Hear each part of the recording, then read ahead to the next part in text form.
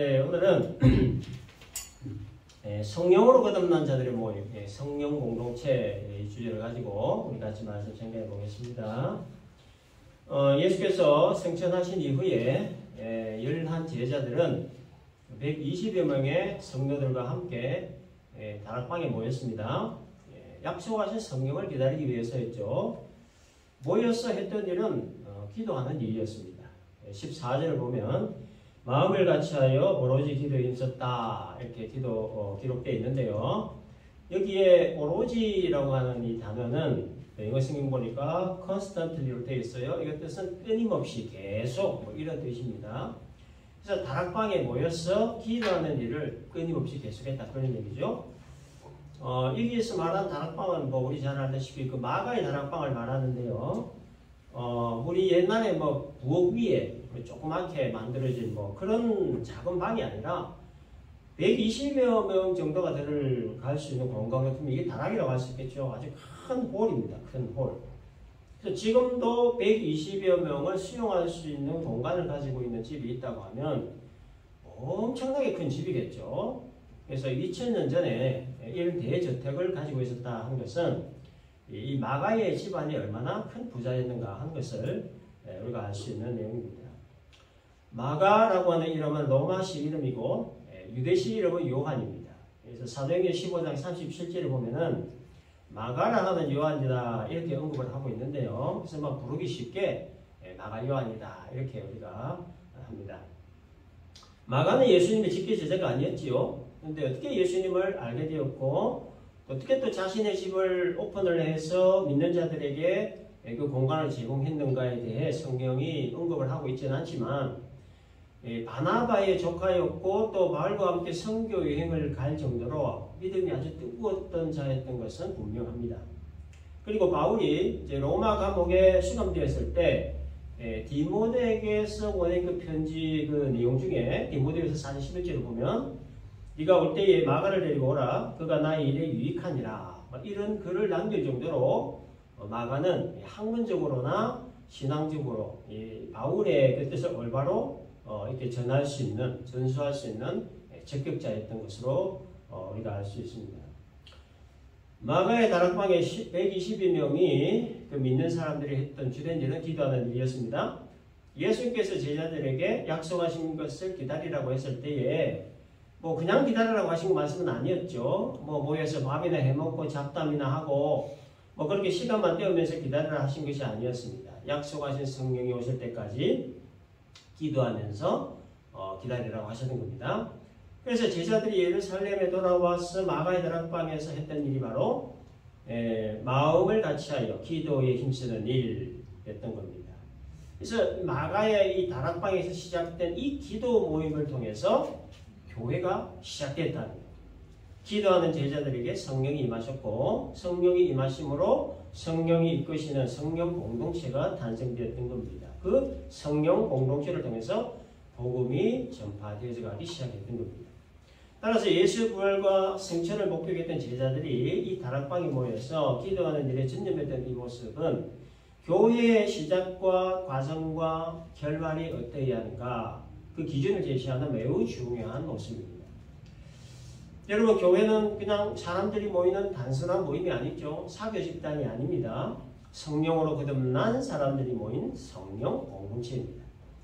죄사함 받은 은혜에 대한 감사와 감격을 매일매일 확인하고 체험하는 것이 바로 교회죠.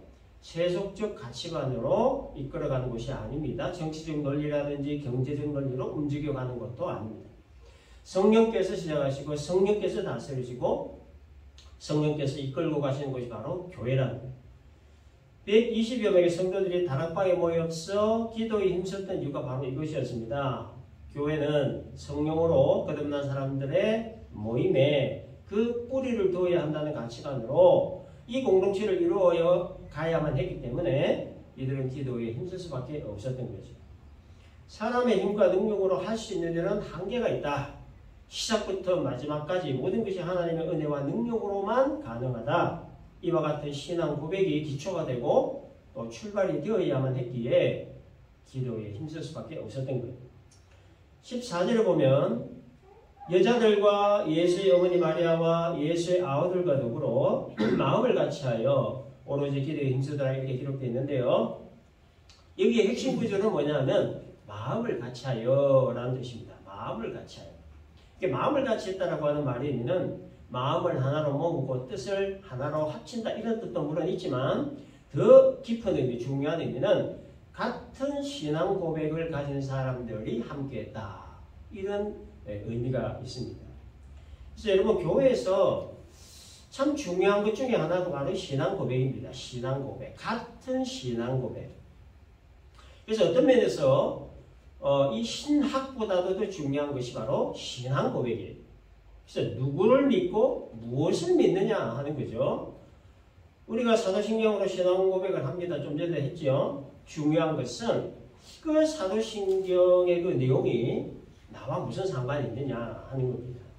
사도신경의 그 내용을 내가 확실히 이해하고 확실히 믿느냐 하는 겁니다. 사도신경에 대한 내용을 확실히 이해하고 확실히 믿고 그 내용을 자신의 신앙으로 확실히 고백하는 사람들이 모이는 것이 바로 교회이고 또 그런 사람들이 모여야 하는 것이 바로 교회입니다. 신앙 고백이 다른 사람들이 모이면 마음을 같이 하기 어렵죠. 신앙 고백 자체가 없는 사람들이 모인 교회 역시 한마음 되기가 굉장히 어렵습니다. 전능하사 천지를 만드신 하나님 아버지를 믿는 믿음이 같고 성령으로 잉태하사 동정녀 마리아에게서 나신 예수를 믿는 믿음이 같고 장사한 지 사흘 만에 다시 살아나신 예수를 믿는 믿음이 같고 산자와 죽은 자를 심판하시기 위해 다시 오실 예수를 믿는 믿음이 같은 교회, 같은 신앙 고백을 가진 자들이 모인 것이 바로 성령 공동체, 교회라고 하는 것입니다. 그래서 여러분 우리는 이 사도신경 내용을 가끔씩 좀 점검을 좀 해볼 필요가 있습니다. 내가 정말 하나님이 천지를 창조하셨다는 사실을 믿는지, 내가 정말 예수께서 성령으로 잉태하셨다는 사실을 내가 확실히 믿는지, 내가 정말 예수께서 장사한 지 사흘 만에 다시 살아나셨다는 사실을 내가 믿는지, 내가 정말 내 안에 성령께서 계시다는 것을 믿는지, 내가 정말 내 죽은 몸이 부활하여 영원히 살 것을 믿는지, 이런 내용들을 확실히 믿고 내가 고백하는지 가끔씩 점검해 볼 필요가 있다는 거예요. 한 성령 안에서 한 신앙 고백을 하는 자들이 같은 마음으로 세워가는 것이 바로 성령 공동체, 교회라고 하는 것을 우리는 항상 기억을 해야 합니다. 그러므로 우리가 교회를 위해 기도하는 그 궁극적 목적은 크게 세 가지입니다. 첫째는 성령 공동체가 되기 위함이고, 둘째는 성령 공동체를 유지하기 위함이고, 세 번째는 교회의 사명을 완수하기 위함입니다. 말씀과 성령의 다스림을 받는 성령 공동체가 되어서 교회의 사명 완수를 위해 우리는 궁극적으로 교회를 위해 기도해야 된다는 겁니다. 이 목적을 위해서 우리는 마음을 같이하여서 기도할 필요가 있다는 겁니다. 여러분, 이 기도에 대해서 우리가 좀 생각을 해볼 좀 필요가 있습니다. 기도가 뭘까? 내가 원하는 것을 하나님께 구하는 것이 과연 기도일까? 우리의 필요를 하나님께 간구하는 것도 당연히 필요한 일이고, 또 예수님도 가르쳐 주셨지만, 그래서 그걸 우리가 기도라고 하지만, 그러나 이 기도를 우리가 잘못 사용을 하면 주문이 될 수 있기도 하고, 때로는 협박이 될 수도 있습니다. 식당 종업원에게 음식을 주문하는 것 같이 나의 필요를 하나님께 주문하는 용도로 사용할 수도 있고, 때로는 기도를 협박용으로 사용할 수도 있다라고 하는 거죠. 하나님, 이거는 몇 년도 몇 월 며칠에 주시고요, 저거는 내일 당장 주시면 감사하겠습니다. 하나님, 이 문제 해결해 주시옵소서. 해결해 주실 줄 믿습니다. 이게 기도일 수 있겠지만 때로는 협박처럼 들리는 주문일 수도 있다 하는 걸 우리가 간과해서는 안 될 겁니다. 그리고 또 중요한 것은 기도 응답은 하나님이 주시는 거죠. 응답 주시는 분이 하나님이심에도 기도를 열심히 한 나에게 그 공로를 돌릴 수도 있다는 거예요. 내가 기도해서 이 문제 해결되었다. 내가 기도했기 때문에 그 어렵고 힘든 문제들이 풀렸다. 여러분, 이거는 기도를 한 나에게 그 공로를 돌리는 거예요. 이거는 뭐가 같으냐 하면 고목나무 밑에 정한수 한 사발 올려놓고 미나이다 산신령께 미나이다 그렇게 열심히 100일 기도한 덕에 아기를 가졌을 때 하는 말과 같은 말이에요.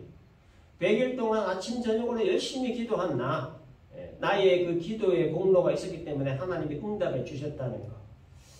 근데 여러분 우리가 잊지 말아야 될 것은 기도하게 하시는 분도 하나님이시고 기도 응답을 주시는 분도 하나님이시라는 것. 그래서 기도와 그리고 기도 응답의 전권을 가지신 분이 하나님이라는 것을 우리가 잊어서는 안 된다는 겁니다. 그리고 이 기도는 깨닫는 것으로부터 시작이 되고 또 깨닫는 것이 곧 기도 응답입니다. 나라는 인간 참 별것 아니구나 라고 깨닫는 거예요. 나라는 인간은 정말 할 수 있는 것이 쉽게 미미하구나 라고 깨닫는 거예요.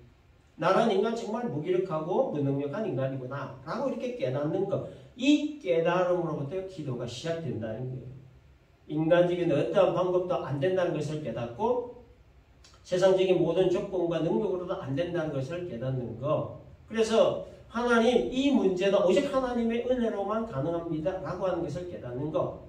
이 깨달음으로부터 비로소 기도가 시작이 되고 따라서 이 깨달음이 바로 하나님이 주시는 진짜 기도 응답이라는 거예요. 그러나 깨달음이 없으면 기도할 수 없죠. 자신의 그 무능력을 깨닫지 못하면 하나님 의지하기 쉽지 않습니다. 기도하기 쉽지 않아요.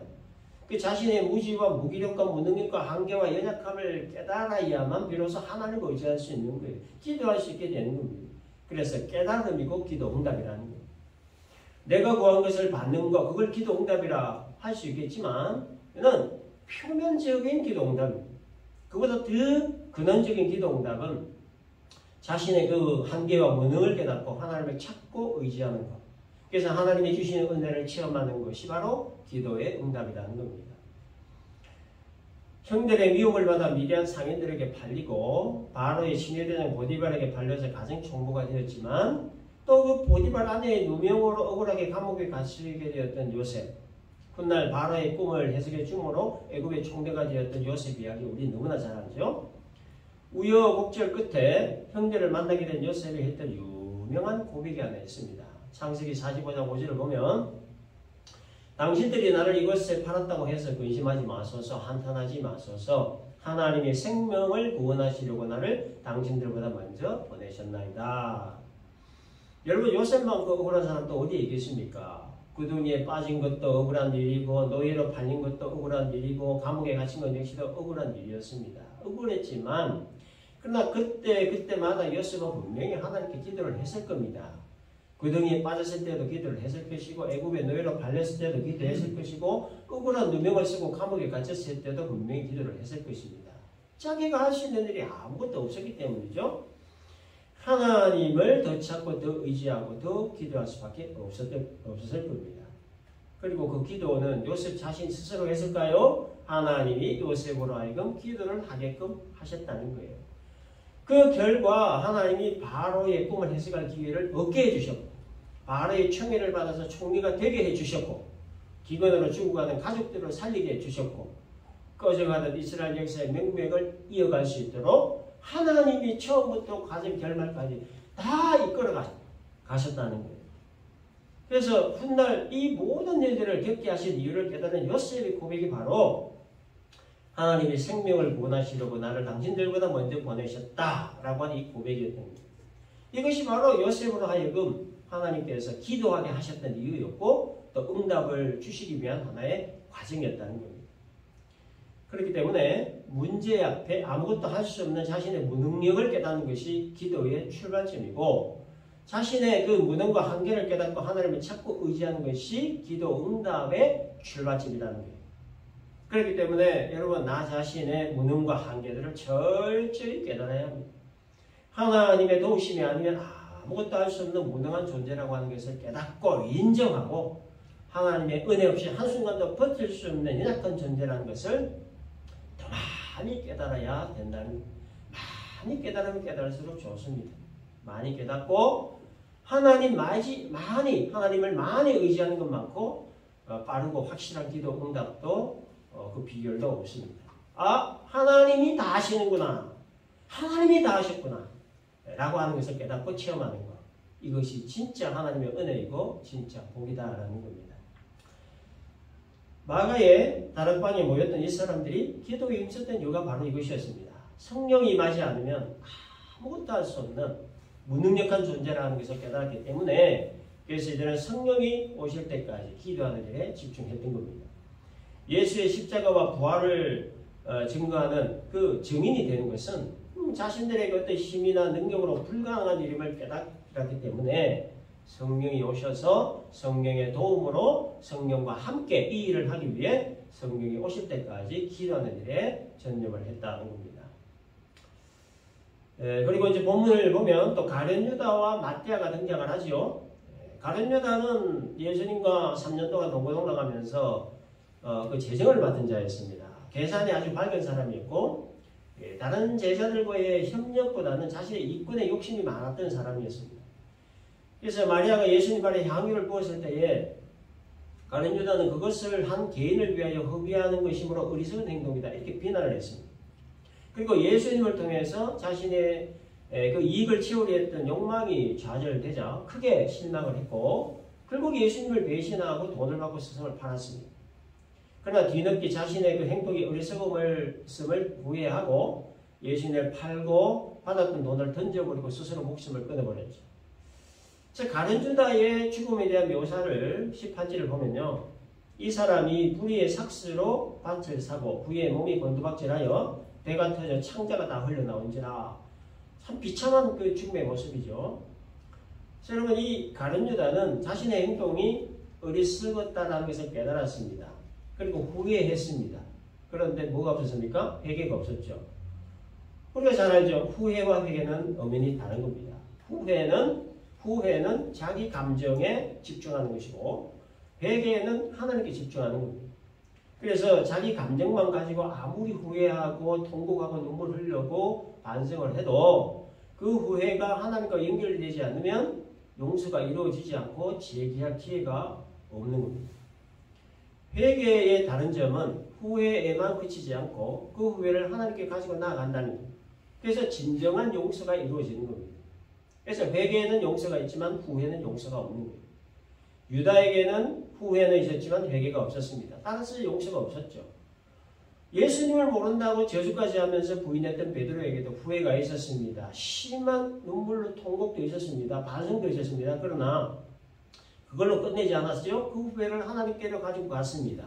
회개의 자리까지 나아갔죠. 그 결과 용서가 이루어졌습니다. 그리고 새 삶을 살 수 있는 기회까지 얻을 수 있게 되었습니다.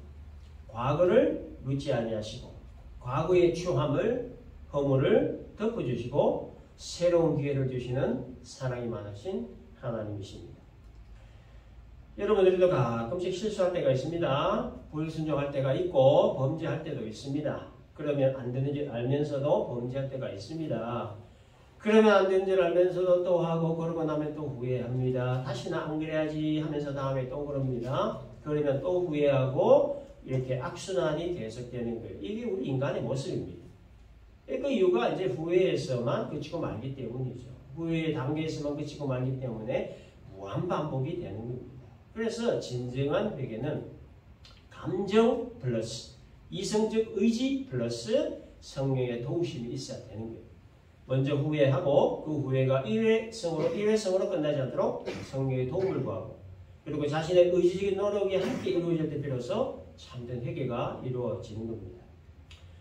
근데 여러분 회개가 쉬운 일이 아니죠.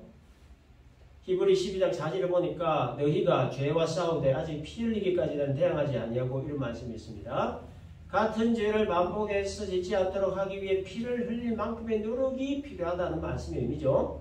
같은 죄를 반복하지 않으려는 피나는 노력과 의지가 있어야 된다는 의미입니다.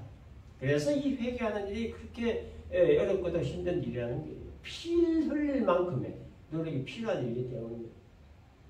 그래서 여러분 이 죄와 무관한 사람 세상에 아무도 없습니다. 회개할 일 없는 사람 아무도 없다는 거예요. 그래서 예수님은 형제를 향하여 노하는 자들, 화를 내는 자들, 욕하는 자들은 살인죄와 같은 죄라고까지 말씀하셨고 음욕 품는 것은 간음죄와 같은 죄라고 그렇게 죄에 대해서 광범위하게 규정을 하셨습니다. 이게 무슨 얘기냐? 죄와 무관한 사람 이 세상에 아무도 없다는 말이에요. 죄를 가지고 잉태하고 죄를 가지고 태어나서 죄를 가지고 평생을 살다가 죄를 가지고 죽는 거예요. 그 죄인의 모습을 이렇게 말씀하신 거예요.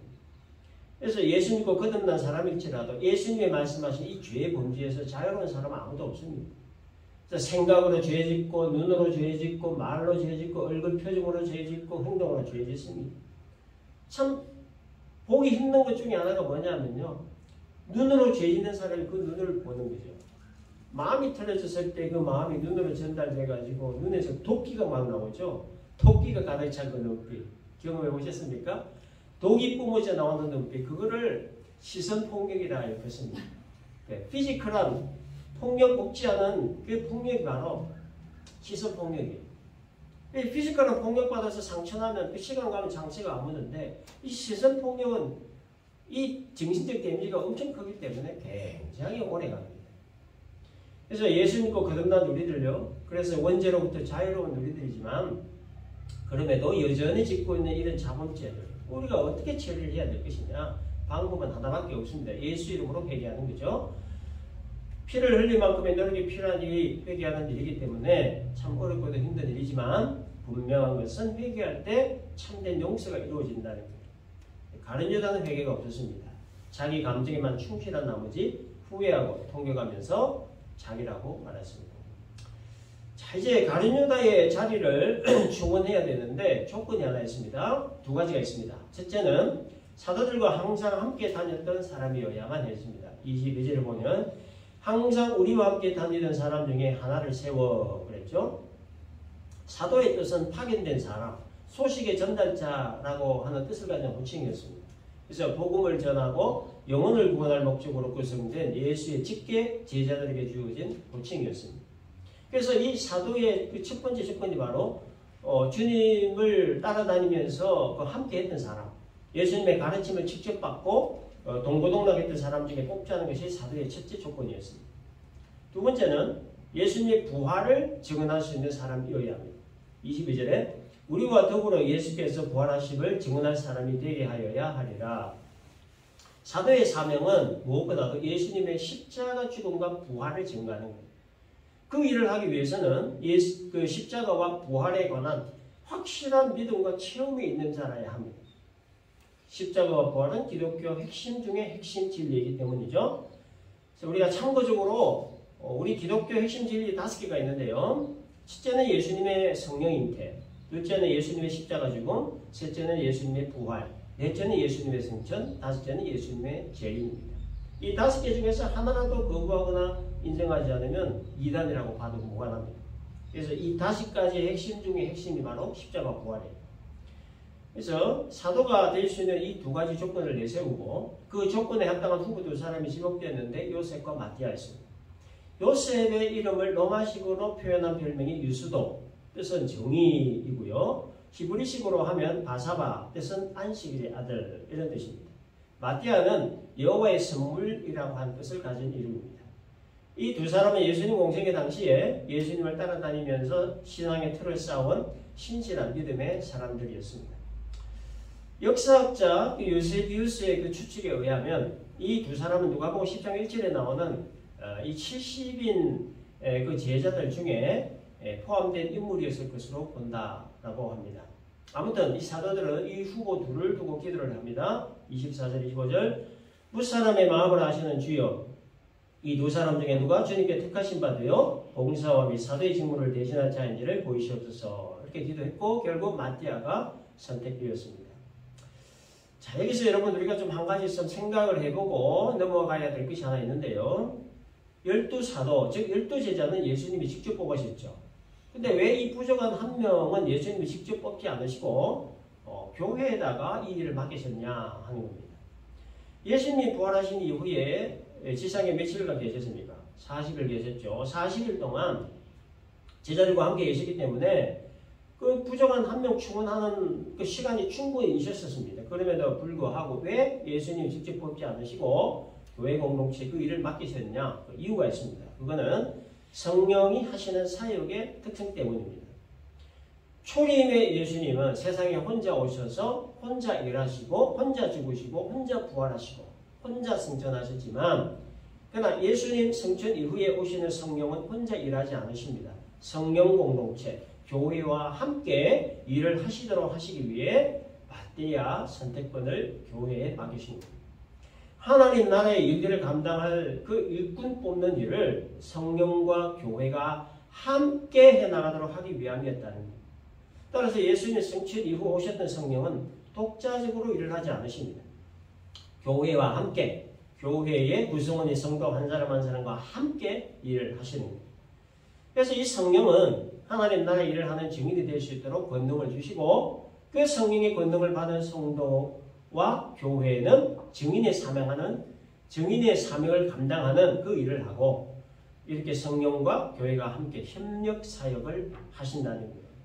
그래서 이 마띠아를 뽑는 그 일을 부활하신 예수님이 직접 하지 않으시고 성령과 교회가 함께 협력하여 일을 하도록 하시기 위해서 마띠아 선택권을 교회에 맡기셨다라는 겁니다.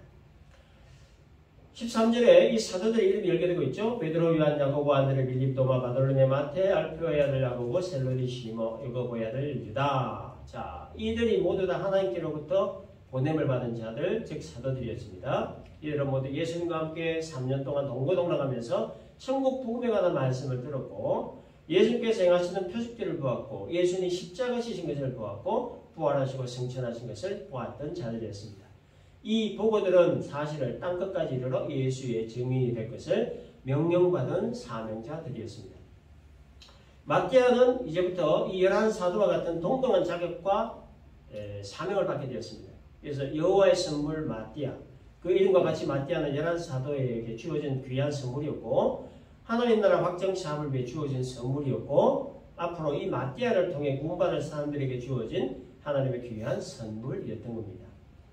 그래서 마띠아라고 하는 이름은요, 이 성경 전체를 통해서 오늘 읽은 이 본문에 딱 한 번만 나옵니다. 사도가 되고 난 이후에 그 행적에 대해서는 아무런 기록이 성경에 없습니다. 그저 이디오피아에서 복음을 전하다가 숭배했다라고 하는 말만 이렇게 전해질 뿐입니다. 그래서 마띠아의 삶과 죽음에 대해서 정확하게 아는 사람이 없고, 그저 이름 없이 빛도 없이 복음 전하다가 순교한 순교자다라고 하는 것 외에는 달리 알려진 것이 없습니다. 그러나 분명한 것은 마띠아가 사도 중에 한 사람으로 택함을 받았고, 십자가와 부활을 증거했던 예수의 증인으로서의 삶을 살다가 숭배했던 사람이었다라고 하는 겁니다.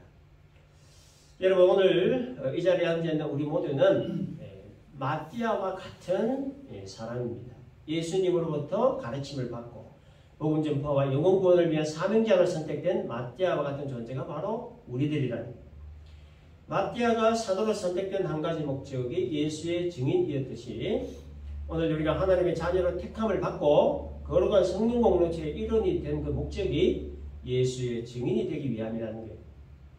예수 증인의 가장 중요한 자격 요건은 예수의 십자가 죽음과 부활을 증언할 수 있는 사람입니다. 예수의 십자가와 부활을 증언하기 위해서는 그 십자가와 부활에 대한 영적인 깨달음과 체험과 확신이 있어야 됩니다.